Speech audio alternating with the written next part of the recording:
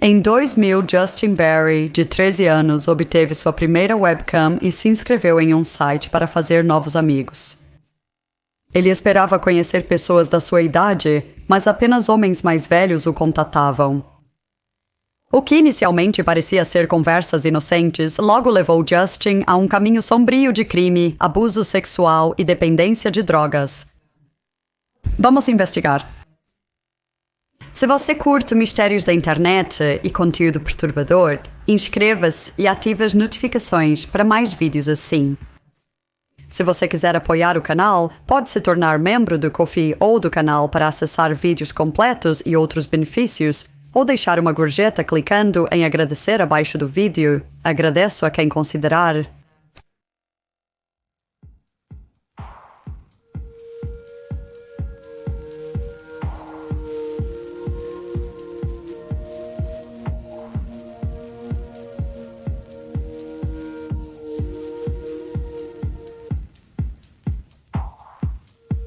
Este vídeo abordará uma série de tópicos potencialmente desencadeadores, incluindo criança pequena sem acréscimo, vício e morte. É aconselhável a descrição do espectador.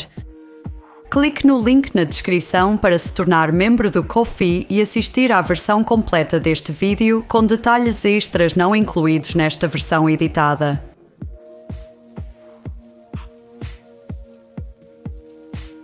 No ano 2000, Justin Barry conseguiu sua primeira webcam e se inscreveu no Spotlife.com, um diretório de usuários de webcam, usando o nome Justin Camboy. Ele não era exatamente popular na escola e esperava fazer alguns novos amigos online. Ele logo percebeu que não havia muitos outros adolescentes no site. A maioria eram homens mais velhos. Até mesmo alguns que se passavam por meninas adolescentes eventualmente revelaram sua verdadeira identidade. Sem poder conversar com alguém de sua idade, ele continuou dialogando com esses homens, ingênuo aos perigos que a maioria de nós conhece bem em 2024. Os novos amigos de Justin preencheram um vazio presente em sua vida há muito tempo. Seus pais se divorciaram quando ele era mais jovem e ele não tinha a melhor relação com seu pai, Newt, para dizer o mínimo. Numerosos relatos de abuso foram feitos à polícia, incluindo um incidente em que Newt foi preso e acusado após supostamente bater a cabeça de Justin contra uma parede, causando uma lesão bastante séria que precisou de 7 pontos. O caso foi julgado e ele testemunhou. Newt alegou que foi um acidente e acabou absolvido. Parece que o relacionamento de Justin era melhor com sua mãe, com quem ele morava em Bakersfield, Califórnia, bem como com seu padrasto, mas os membros da família disseram que ele sempre ansiava por afeto de Newt. De certa forma, ele encontrou isso com esses homens com quem conversava online, que o elogiavam o tempo todo, dizendo que ele era inteligente e bonito, palavras que ele sempre quis ouvir de seu pai. Os homens começaram a comprar para ele presentes da sua lista de desejos da Amazon, desde brinquedos e CDs até equipamentos de informática. Ele não podia acreditar na sua sorte, mas nunca questionou o motivo de tanta generosidade. Contudo, logo começaram a pedir algo em troca. Um dia, um homem contou que pagou $50 para Justin tirar a camisa na webcam. Foi um pedido um pouco estranho para Justin, mas do jeito que ele via, ele tirava a camisa na piscina sem receber nada, então qual era a diferença? Depois ofereceram-lhe $100 para posar de cueca, e as coisas só escalaram a partir daí de uma maneira que não lhe parecia tão alarmante na época. Ele não via problema em ficar sem camisa, e depois de já ter tirado a camisa, não parecia muito mais para sentar de cueca, especialmente pelo dobro do pagamento. Quando lhe ofereceram mais para tirar a cueca, ele aceitou. Ele não está se encontrando com esses homens, então qual seria o pior que poderia acontecer? Além disso, como um garoto de 13 anos, não havia como ele encontrar um trabalho que pagasse sequer uma fração do que ele estava ganhando com isso, com tão pouco esforço. Com o tempo, homens no site persuadiram Justin a praticar atos impróprios para o trabalho diante da câmera. Ele conheceu outros adolescentes que faziam o mesmo e às vezes colaborava com eles online. Esse senso de comunidade permitiu que ele racionalizasse o que estava fazendo. Se outros estavam fazendo o mesmo, certamente é normal, certo? Não demorou muito para Justin criar seu próprio site, hospedado por um homem de 23 anos chamado Ken Gawley. Ken incentivou Justin a participar de um acampamento de informática na Universidade de Michigan no verão de 2002, e ele aceitou o convite. Enquanto estava no acampamento, Ken assediou Justin, de apenas 14 anos, e depois prometeu que isso não se repetiria. Mas é claro que aconteceu, e Justin disse mais tarde que este foi um ponto de virada que o colocou em um caminho para a autodestruição. Seu negócio, ele se tornou mais audacioso. Ele percebeu que as pessoas com quem estava interagindo online pagariam mais do que ele havia cobrado anteriormente. Ele abriu um novo site e cobrou dos assinantes $45 por mês, enquanto oferecia shows privados pelos quais cobrava $300 por hora.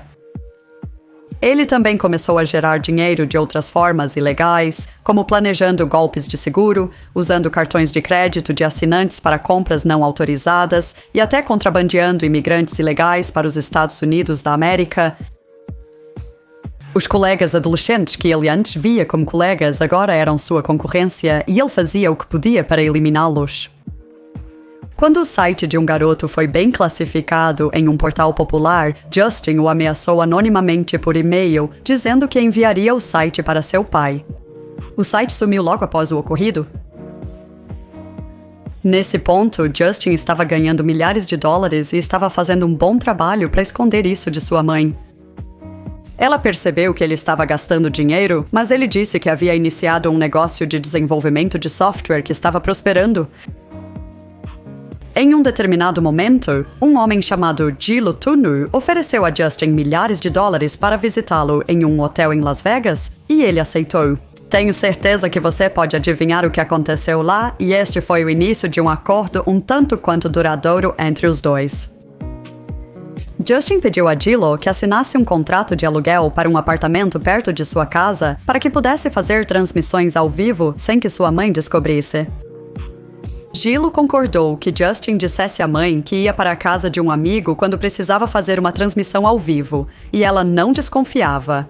No início de 2003, Justin enfrentaria a maior ameaça ao seu negócio até então. Um de seus colegas de classe encontrou seu site e começou a distribuir cópias dos vídeos pela escola, levando-o a ser intimidado e até mesmo agredido. Ele pediu à mãe para sair da escola e começar um programa de ensino domiciliar online. Enquanto isso, Justin havia entrado em contato com seu pai Newt novamente recentemente. A comunicação deles estava indo bem até Newt desaparecer repentinamente após ser acusado de fraude de seguro relacionada às suas clínicas de massagem. Ele fugiu para o México, onde contatou Justin, que perguntou se poderia se juntar a ele. Em pouco tempo, Justin estava esbanjando seu dinheiro com seu pai no México, e quando Newt perguntou de onde o dinheiro tinha vindo, ele confessou. Qualquer pai normal que realmente se importasse com a segurança e o bem-estar de seu filho teria posto um fim nisso imediatamente, mas não Newt. Ele não se preocupou que seu filho de 16 anos estava em perigo físico e psicológico. Seu primeiro pensamento foi como ele poderia se envolver nisso? Ele e Justin criaram um novo site, mas desta vez Justin não se apresentaria sozinho. Newt o ajudou a encontrar trabalhadores que ele poderia pagar para criar conteúdo e transmitir ao vivo no site. Este foi ainda mais popular do que os outros no passado, tanto que Justin se tornou um dos atores menores de idade mais conhecidos e procurados na internet para trabalhos não seguros. Enquanto para seus assinantes, ele parecia amar o que fazia, e o dinheiro que vinha com isso, por trás da câmara, estava claramente começando a afetá-lo. Ele se sentia perdido na vida e viajou um tempo pelos Estados Unidos da América. Houve um período em que ele parou brevemente as transmissões ao vivo e retornou ao cristianismo, substituindo todo o conteúdo do seu site por versículos bíblicos. Ele estava deprimido e até mesmo contemplou tirar a própria vida. Com mais dinheiro do que um garoto da sua idade saberia o que fazer, ele se tornou viciado em drogas, e essa era uma de suas principais motivações para continuar. Ele abriu mais um site, desta vez com a ajuda de um homem chamado Greg Mitchell, que já havia se encontrado e tido contato inadequado com ele várias vezes antes. Greg incentivou Justin a recrutar outros menores para produzir conteúdo semelhante para o site, e sem surpresa, dado o número de predadores na internet, também foi um sucesso. Algum tempo após a criação deste site, Justin completou 18 anos e, como o New York Times colocou, ele havia cruzado a linha de vítima menor de idade para perpetrador adulto. E é aqui que você pode começar a questionar a moralidade de Justin. Quando o New York Times publicou seu artigo sobre isso, alguns até condenaram as ações de Justin muito antes de ele completar 18 anos, acreditando que ele sabia exatamente o que estava fazendo e até mesmo sugerindo que ele era o que estava manipulando os adultos que vinham pagando por seu conteúdo ou serviços pessoais desde que ele tinha 13 anos. Obviamente, eu discordo disso. Não é tão simples quanto ele sabia o que estava fazendo quando foi claramente manipulado para isso quando era criança por adultos de verdade que realmente sabiam o que estavam fazendo. A mãe do Justin desconhecia o que estava acontecendo. Ele não tinha amigos reais na vida para confiar que poderiam incentivá-lo a parar. A maioria das pessoas da mesma idade com quem ele se associava eram pessoas nesses sites fazendo a mesma coisa que ele. Sem mencionar que quando ele contou ao seu pai, foi apenas encorajado a continuar. Esses sites são absolutamente repugnantes, mas há 1 milhão de pessoas que deveriam ser culpadas antes de Justin, que eu realmente acredito que foi presa e sugado para essa vida sem um verdadeiro conceito das ramificações. E quando ele percebeu o quanto todo esse trauma havia causado, ele realmente não sabia como sair disso. Apesar de tudo, não posso perdoar suas ações depois que ele fez 18 anos. Não me refiro à decisão dele de continuar suas próprias performances, mas de recrutar outras crianças menores para se apresentarem em seu site. Neste ponto, ele sabia o quanto este trabalho havia prejudicado ele. Ele é, no mínimo, parcialmente responsável por traumas que essas crianças possam ter sofrido ao se juntarem ao seu site. Felizmente, não foi muito tempo depois do seu 18º aniversário que ele decidiu quebrar o ciclo. Em junho de 2005, um homem anônimo entrou em contato com Justin, se passando por um compositor e fazendo várias perguntas sobre ele. Justin temia que o homem pudesse ser um policial, mas neste ponto ele começou a pensar que não seria a pior coisa do mundo se ele fosse pego. Pelo menos seria uma saída.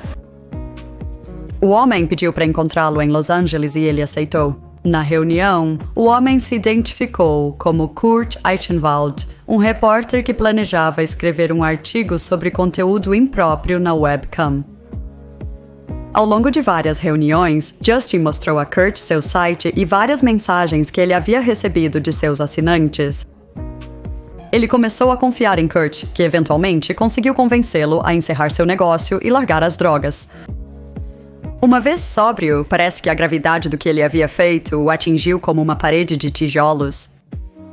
Ele contou a Kurt os nomes e locais das crianças que sabia que estavam sendo exploradas nesses sites e concordou em ir à polícia e confessar tudo.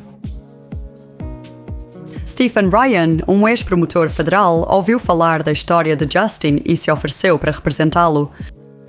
Ele esperava conseguir imunidade para Justin em troca dele fornecer à acusação todas as provas que tinha, o que certamente colocaria muitas pessoas ruins na prisão. Justin disse que estava disposto a se declarar culpado por sua parte em tudo isso e aceitar qualquer punição que recebesse se o governo salvasse as crianças que ele identificou. Isso, é claro, não compensa o fato de ele ser parcialmente responsável por essas crianças estarem nessa situação em primeiro lugar, mas, pelo que vale, sugere que ele estava genuinamente arrependido no final. Sua vida agora estava em risco porque ele havia ido à polícia e indivíduos específicos realmente disseram ao seu parceiro de negócios, Greg, que o matariam se ele revelasse algo incriminador. Felizmente para ele, os promotores concordaram com o pedido de Stephen de que seu cliente recebesse imunidade, e alguns dias depois, Justin retornou brevemente ao sórdido mundo online que havia consumido sua vida nos últimos 5 anos, mas desta vez como uma testemunha federal. Ele enviou uma mensagem para Greg, que estava desconfiado sobre seu desaparecimento, perguntando se ele estava em proteção a testemunhas. Justin convenceu Greg do contrário e ele o convidou para uma viagem com todas as despesas pagas para Las Vegas com um menino de 15 anos que também se tornaria um streamer ao vivo. Justin perguntou se ele estava em casa e ele estava, assim como 2 menores que moravam com ele. Ele já havia compartilhado inúmeras evidências com o Federal Bureau of Investigation o suficiente para convencer um júri da culpa de Greg, além de qualquer dúvida razoável. Ele só precisava saber seu paradeiro, e agora o havia encontrado. Ele contou imediatamente a um agente do Federal Bureau of Investigation ao telefone que correu para a casa de Greg para prendê-lo.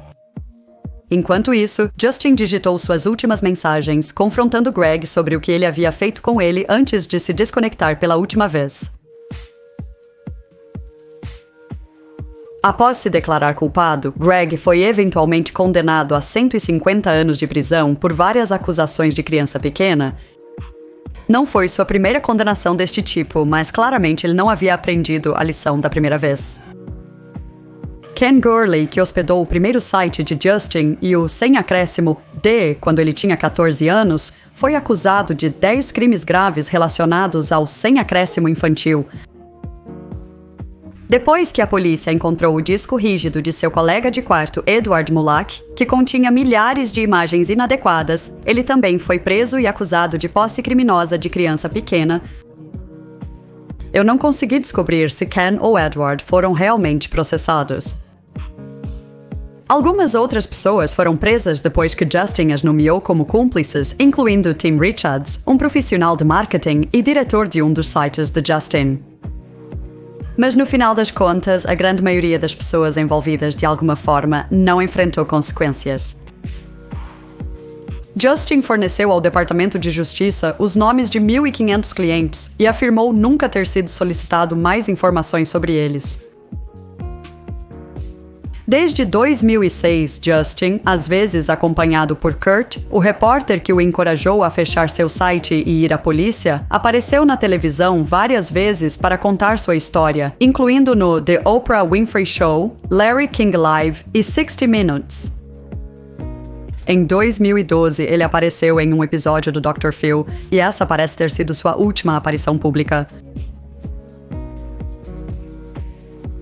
Eu já mencionei algumas das críticas direcionadas a Justin por seu envolvimento em tudo isso e, embora possa parecer que Kurt era seu cavaleiro de armadura brilhante, há também algumas críticas bastante preocupantes contra ele. Muito disso gira em torno de como Kurt encontrou Justin em primeiro lugar.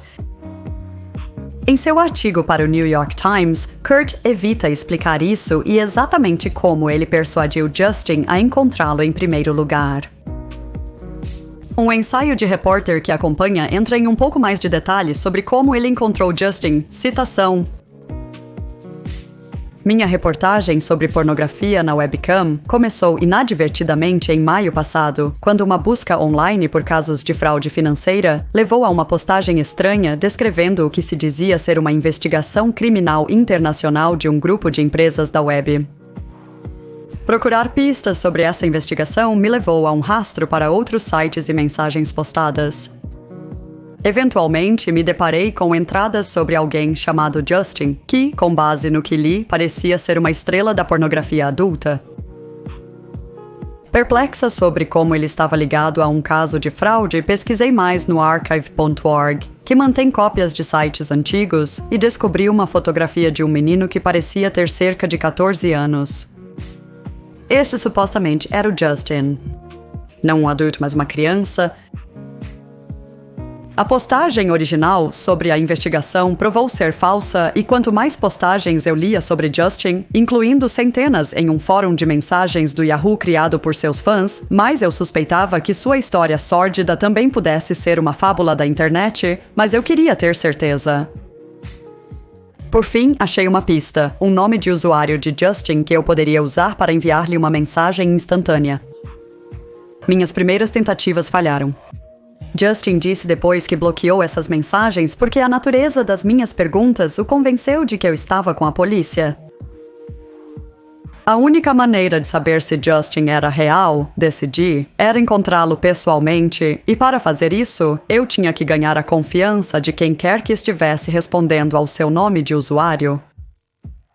Às vezes é prática padrão para um repórter se identificar desde o início, mas fazer isso muito cedo significaria que eu talvez nunca soubesse a verdade. Decidi tentar envolver essa pessoa em conversa e persuadi-la a se encontrar comigo. Naquele momento, eu revelaria minha identidade, e só então começaria a verdadeira reportagem que poderia ser usada em um artigo. Entrei em contato com Justin novamente. Desta vez, eu imitei o tom dos membros do site Yahoo, me identificando simplesmente como uma fã. A partir daí, começou uma conversa online intermitente que durou semanas, principalmente sobre a música que eu componho como hobby. Ele assumiu que essa era a minha carreira e eu não me esforcei muito para dissuadi-lo.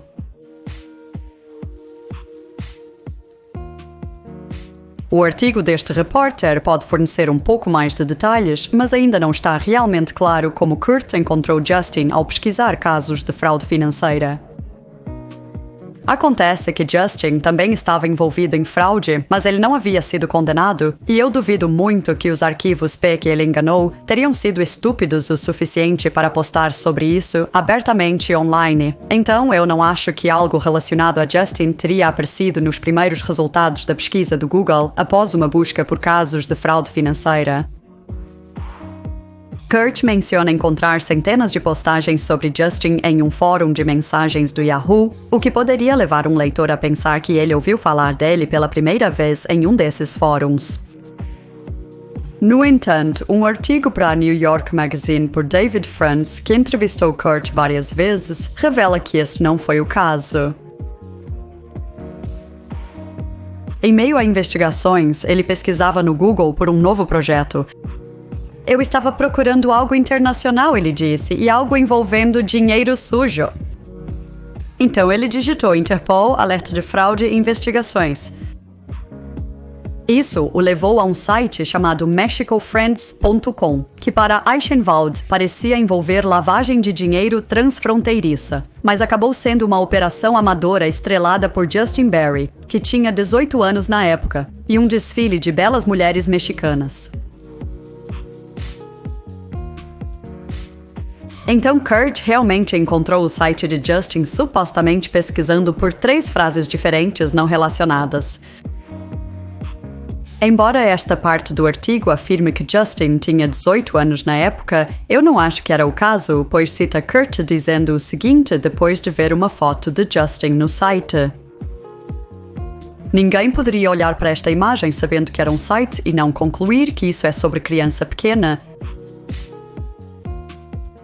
Muitas pessoas não acreditam que Kurt simplesmente tropeçou em um site de criança pequena ao pesquisar por Interpol, alerta de fraude e investigações, e eu tendo a concordar. Em geral, criança pequena não é algo que se encontra sem estar procurando por isso. Em quase 20 anos na internet, mesmo com alguns dos tópicos que eu cobri neste canal, como este, eu nunca vi nada ilegal envolvendo crianças. Não acuso Kurt de buscar ativamente esse conteúdo, mas não posso afirmar que acredito pessoalmente em sua explicação. Além disso, tanto no artigo original quanto no ensaio do repórter, Kurt falhou em divulgar um detalhe bastante importante. Ele enviou a Justin um cheque de $2.000 antes de marcarem um encontro. Isso foi revelado em uma nota do editor em ambos os ensaios, onde ficou claro que Kurt não havia divulgado isso para os leitores ou seus editores. Estranhamente, depois de ter convencido Justin a deixar seu site, ele exigiu os $2.000 de volta, dizendo, cito, "Nós pagamos esse dinheiro para salvar sua alma. Esse dinheiro era bom dinheiro, e você o pegou pelos piores motivos possíveis? Você pegou e se rebaixou ao aceitar esse dinheiro. Você tem que devolvê-lo." Honestamente, não tenho certeza se isso me agrada. Várias pessoas insinuaram ou acusaram diretamente Kurt de pagar os $2.000 para ter acesso ao conteúdo de Justin, mas acho plausível o suficiente que era apenas para persuadi-lo a concordar com o encontro.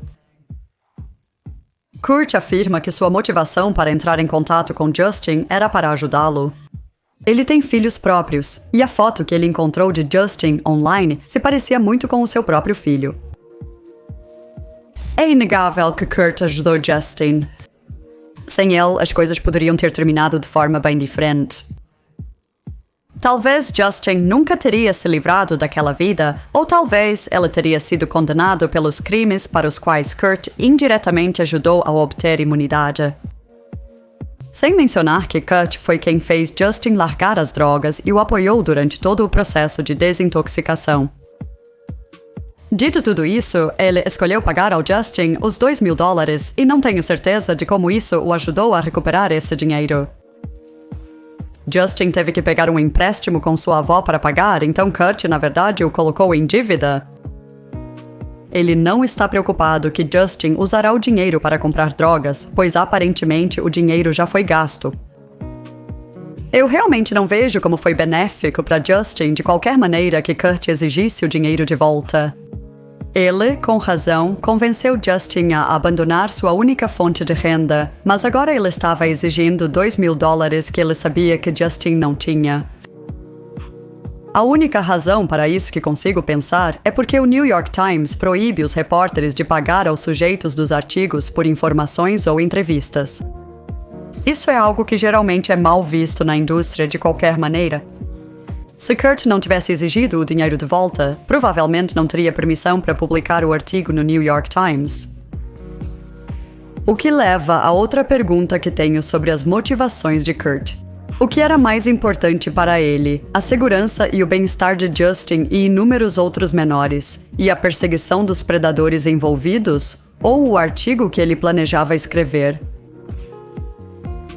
Agora, eu não sei sobre os outros, mas se eu alguma vez me deparasse com um site de criança pequena, eu imediatamente o denunciaria à polícia. O que eu certamente não faria é me passar por um predador, entrar em contato com a vítima deste site, enviar a ele $2.000 para me encontrar pessoalmente, exigir de volta esses $2.000 e só depois de tudo isso encorajar a vítima a ir à polícia. No melhor dos casos, posso dizer que, embora eu acredite que Kurt ajudou Justine, também acho que muitas de suas ações foram em seu próprio interesse. Talvez ele quisesse ser conhecido como o cavaleiro de armadura brilhante que salvou as vítimas e o único a desvendar e lucrar com a história. No pior cenário, alguns acusaram Kurt de estar envolvido de forma menos inocente do que ele alega. Ao longo das reuniões de Kurt com Justin, ele teve acesso aos seus discos rígidos e a muitos dados, incluindo transações de cartão de crédito e mensagens entre Justin e seus assinantes. Deus sabe o que estava naqueles discos rígidos, e eu não faço ideia de quanto tempo ele passou revendo tudo isso. Mas foi indiscutivelmente tempo desperdiçado, e nesse tempo Deus sabe quantas mais crianças foram recrutadas ou até mesmo abusadas. Eu tenho certeza de que mais crianças poderiam ter sido salvas antes que algo acontecesse, ou pelo menos mais incidentes poderiam ter sido evitados se Kurt tivesse ido direto à polícia, em vez de passar por todas essas evidências ele mesmo. O que é particularmente questionável sobre Kurt é que ele admitiu que Justin mostrou-lhe um vídeo de pré-visualização para o seu site apresentando ele e uma criança de 14 anos se envolvendo separadamente em atos inadequados. Em que mundo era necessário que Kurt visse isso? Ele mesmo disse que sabia que o site era um site de criança pequena na primeira vez que se deparou com ele. Não é como se ele precisasse de confirmação, e mesmo que precisasse, ainda não é motivo para querer ver tal conteúdo. Kurt não divulgou essa informação em nenhum de seus artigos, embora tenha dito no último parágrafo do original, citação: embora às vezes fosse necessário revisar imagens ofensivas, o Times evitava baixar criança pequena ou se inscrever independentemente em sites que continham tal material. Agora, isso é tudo muito bom, mas o fato é que Kurt não precisava baixar criança pequena ou se inscrever nos sites porque Justin, voluntariamente, mostrou a ele o conteúdo ilegal e entregou seus discos rígidos. Kurt também, talvez sem intenção, insinuou que visitou outros sites de natureza semelhante quando disse que entrou em contato com mais de uma dúzia de outros menores que acreditava estarem produzindo conteúdo impróprio de si mesmos, na tentativa de persuadi-los a parar. Novamente, não tenho certeza de como ele encontrou esses sites e, novamente, ele poderia ter simplesmente denunciado todos esses sites à polícia e deixado que eles cuidassem disso, mas então ele não teria sido capaz de escrever um artigo tão sensacionalista sobre isso. Outra revelação surgiu na preparação para o julgamento de Tim Richards, um jovem de 23 anos que ajudou Justin a administrar um de seus sites. Para se preparar, ele teve acesso a cópias somente leitura dos discos rígidos de Justin e Greg Mitchell e dos computadores usados pela empresa de processamento de cartões de crédito. Tim alegou em documentos judiciais que encontrou transferências adicionais de dinheiro de Kurt para Justin, separadas dos $2.000 que foram revelados pelo editor. Na verdade, Kurt supostamente enviou milhares de dólares para Justin usando nomes falsos como Roy e Andrew MacDonald. Além disso, e-mails de um Andrew MacDonald, usando um endereço AOL de Kurt, supostamente incluíam comentários inadequados para Justin. Um deles dizia: "A iluminação está péssima, lavada." Ainda assim vale 100. Outro disse: "Tenho outras propostas para você que te renderiam ainda mais dinheiro." Acho que Kurt poderia tentar desviar de tudo isso, dizendo que só fez tudo isso para tentar convencer Justin de que ele era um fã e não a polícia, mas é sinceramente bastante bizarro como ele conduziu tudo isso. Era realmente necessário enviar milhares de dólares? Era necessário criar duas identidades diferentes para se comunicar com Justin? O advogado de Kurt negou que o dinheiro foi enviado para comprar qualquer conteúdo de Justin, e enquanto o próprio Kurt não negou os outros pagamentos, ele falhou em revelá-los para o New York Times ou para o tribunal. Durante o julgamento de Tim, Kurt afirmou não ter lembranças independentes de nenhuma das despesas do PayPal quando foram reveladas. Ele alega que sofre de problemas de memória de curto prazo devido à epilepsia e tem dificuldades particulares em lembrar de transações financeiras. Que conveniente! Além disso, um especialista em computação contratado pela defesa apresentou evidências durante o julgamento de Tim, mostrando que Kurt tinha acesso administrativo de alto nível ao site de Justin, permitindo-lhe ver tudo no site, fazer alterações nele e monitorar os negócios do site. Então, Kurt era apenas um repórter excessivamente zeloso que se envolveu demais e talvez se deixou levar, ou havia razões mais nefastas para suas ações questionáveis? Eu realmente não sei. Tudo o que posso dizer é que ele agiu de maneira extremamente não profissional e antiética em várias ocasiões durante sua investigação, e isso o faz parecer bastante suspeito, na minha opinião. Ele enfrentou muitas críticas na época em que tudo isso veio à tona e disse em uma entrevista que estou emocionalmente danificado, significativamente danificado. O lance com o Justin foi há 2 anos e não para. O que eu posso fazer para isso parar? Isso nunca acabará. Você não compreende. Justin disse à revista New York sobre Kurt, citação: "Ele é um cara maravilhoso e vê-lo sendo criticado me deixa com o estômago embrulhado." Quanto ao que aconteceu com Justin depois de tudo isso, aqui é onde a história toma outro rumo sombrio. Em poucos anos, ele parecia ter transformado completamente sua vida. Estava na faculdade e até administrava um pequeno negócio de desenvolvimento web. Como eu disse antes, ele foi entrevistado em vários programas de televisão e parecia determinado a aumentar a conscientização sobre a criança pequena e dar uma visão deste mundo sórdido em que se envolveu. Então, em 2012, ele mais ou menos desapareceu do olho público. Não sei se essa foi a decisão dele por motivos pessoais ou se simplesmente não havia mais ofertas de entrevistas 7 anos após a história ser inicialmente divulgada. De qualquer forma, não há realmente nenhuma informação online sugerindo o que ele estava fazendo com sua vida nos anos que se seguiram. Isso foi até setembro de 2018, quando um site de notícias mexicano relatou que Justin havia desaparecido aos 32 anos e foi visto pela última vez no dia 21 de agosto em um cassino em Tijuana, México. Outro artigo no VerazInformer.com afirmou que ele havia retornado ao México após o funeral de sua avó e estava tomando uma medicação não divulgada que não exigia receita médica. Também foi dito que ele estava emocionalmente instável na época e sofrendo de transtorno bipolar. Também houve relatos de que ele era viciado em drogas e morador de rua. Pouco depois, um dos amigos de Justin postou em um grupo do Facebook, citação: "Descansa em paz para o meu bom amigo de mais de 10 anos e colega hacker Justin Barry. Ele desapareceu no México algumas semanas atrás após uma morte na família. Ele foi assassinado e há poucas pistas concretas. O México não faz registros dentários, então o corpo dele está flutuando no limbo por 8 semanas enquanto tentam descobrir as coisas e aguardam os resultados do DNA. Há um registro de testamento com o nome completo de Justin Newt Barry, que foi arquivado no dia 13 de agosto de 2019. Há também um vídeo do YouTube de 46 minutos de dezembro de 2018 intitulado Justin Newt Barry, uma celebração da vida que parece mostrar clipes de seu funeral e várias fotos dele ao longo de sua vida. Então, infelizmente, está mais ou menos confirmado que ele está morto.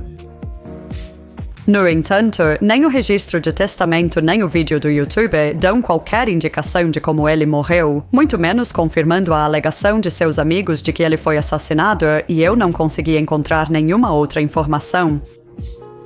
Contudo, há algumas teorias circulando. Uma delas é que Justin foi assassinado por um de seus ex-sócios ou clientes que ainda queriam vingança ou silenciá-lo depois que ele foi à polícia e revelou tudo. Na época, mensagens recuperadas de seus associados revelaram que várias pessoas queriam vê-lo morto. Alguém havia dito a Greg Mitchell que pessoalmente mataria Justin se ele revelasse seus segredos. Isso foi quando Justin estava morando no México, onde seu site também estava baseado, pouco antes de Greg ser preso. É possível que as pessoas erradas descobriram que ele havia retornado ao México e o perseguiram. No entanto, Justin havia ido à polícia 13 anos antes de seu desaparecimento e ele parou de contar sua história publicamente cerca de 6 anos atrás. Se um desses predadores quisesse matar Justin, certamente o melhor momento teria sido 13 anos atrás, antes que ele pudesse testemunhar em tribunal. Se havia alguém que ele não implicou naquela época, provavelmente não iria depois de tanto tempo passado. Acredito que a vingança não pode ser totalmente desconsiderada como motivo. Algumas pessoas guardam rancor por muito tempo e talvez essa tenha sido a primeira vez que o perpetrador soube do paradeiro do Justin e teve a oportunidade de se livrar dele. Vale lembrar, no entanto, que se os relatos sobre ele estar sem teto e viciado em drogas forem verdadeiros, parece que ele teve uma recaída e realmente não estava indo bem em geral. Isso o colocaria em uma situação perigosa e abriria muitas mais possibilidades. Ele pode ter morrido em um assalto mal-sucedido ou adoecido sem acesso a tratamento médico. Devido à falta de informações confiáveis sobre sua morte, questiono se ele pode ter sofrido uma overdose ou cometido suicídio. Se ele foi assassinado, você esperaria ver notícias sobre o caso, talvez até registros de prisão ou tribunal, se a polícia identificasse um suspeito. Mas, embora haja apenas o suficiente para parecer bastante provável que ele infelizmente está morto, a única fonte que eu pude encontrar afirmando que ele foi assassinado foi a postagem no Facebook de alguém que afirma ser seu amigo, o que não é exatamente uma fonte confiável. Na maioria dos casos, quando alguém morre de overdose ou suicídio, a causa não é citada nos obituários. Acredito que seja o caso aqui. Também assisti um pouco do vídeo do YouTube da celebração da vida, e para mim, realmente não passava a vibe de que Justin foi assassinado. Eu posso estar absolutamente errada, mas o comportamento das pessoas que estavam falando, incluindo sua irmã, me deu a impressão de que a morte dele não foi um grande choque para eles, o que obviamente teria sido se ele fosse assassinado, e eles parecem ter feito as pazes com isso. Alguém mencionou em seu discurso que Justin teve uma filha em 2012, o que eu acho que pode ter sido o motivo pelo qual ele se afastou do olho público. Então é realmente uma situação trágica em todos os aspectos. Independentemente de suas opiniões sobre Justin depois que ele completou 18 anos, por muito tempo ele foi uma vítima e eventualmente conseguiu quebrar o ciclo e deixar um legado que eu espero que desempenhe um papel na salvação de crianças no futuro.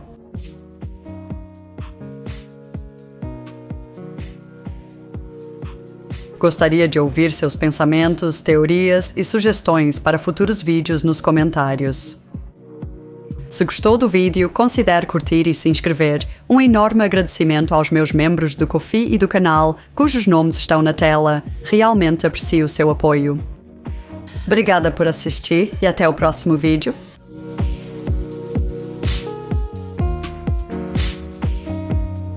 Tchau.